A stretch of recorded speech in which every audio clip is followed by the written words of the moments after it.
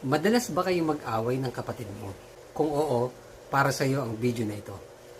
May mga magkapatid na talagang close, pero may mga magkapatid din na lagi nag-aaway. Para ba kayong aso at pusa?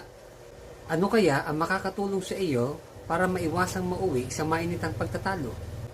May 3 tips. Una, huwag magalit agad. Kung madali kang ma-open, ikaw ang talo. Oo, may masasabi at magagawa ang kapatid mo na talagang makakasakit sa iyo.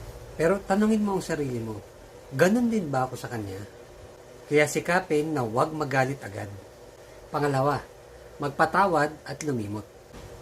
Manghingi ng sorry at pag-usapan nyo kung ano man yung mga bagay na sa palagay nyo pinagmulan ng inyong away.